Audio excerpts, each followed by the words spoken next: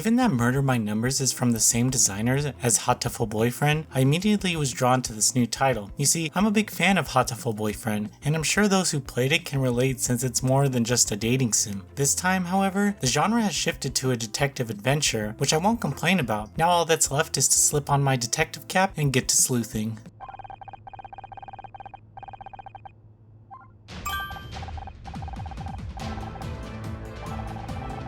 Murder by Numbers takes place in Los Angeles in 1996. The protagonist, Honor, is an actress on a detective show until her boss fires her. Honor is gloomy about it, but happens to meet Scout, a robot that got thrown away and lost its memories. Things don't seem to improve for her as her boss suddenly is found dead, and everyone who was in the building is considered a suspect. With the help of Scout, she tries to prove her innocence and decides to help him find his lost memories at the same time. I found the premise interesting since Honor wasn't a real detective, but only an actress in a show. This way, it was easier to relate to her when she suddenly gets pulled into a murder case and attempts to deal with the situation. This creates a nice flow of events since it's easy to forgive Honor from any mistakes that she makes along the way. Nonetheless, Scout is a very helpful device that adds to the game's charm. I mean, a robot with amnesia doesn't sound very normal, but this only made me curious about his story. During the investigation, Honor interacts with other people and you learn more about their personalities, which made them all grow on me a little bit. Still, the relationship between Scout and Honor is the foundation for most of what stands out in every scene of the story. Although the game has murder elements, the tone is kept somewhat comedic, but neither is overbearing on the reader. In the beginning, I found the comedic elements odd and a little over the top, but it finds its footing rather quickly and turns out to be the fuel of most of the more memorable scenes. Murder by Numbers has some interesting features that make the investigation and interrogation unique. Talking to people leads to finding clues, and dialogue options are unlocked with learned information. It's possible to then use this knowledge to then solve the case. Murder by Numbers is rather linear since the story only advances when the correct evidence is found. Players must visit and scan several rooms to progress. The puzzles in Murder by Numbers are generally based around, you guessed it, numbers. During investigating, solving puzzles is essential to find or attain an item. These puzzles kind of remind me of Sudoku, although they do work slightly differently. The numbers are already given by default, and you solve the puzzle by painting the right squares. This might sound easy, but it turned out to be harder than I thought during the later puzzles. This was because there are several different options available, but the player has to find the right combination.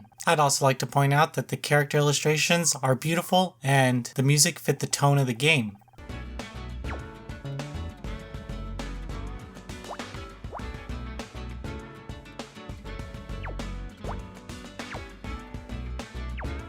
Murder by Numbers blends visual novel storytelling and unique puzzle design to create an excellent detective adventure. Getting through the steady increase of challenging puzzles is fueled by the desire to crack the case, and the relationships within that story are just as compelling. Detective fans will enjoy how much interaction there is with the game, but the linear story leaves little room for consequences. Although it has a slow start, Murder by Numbers picks up speed with the help of the charming relationships between Honor and Scout and their determination to solve this mystery.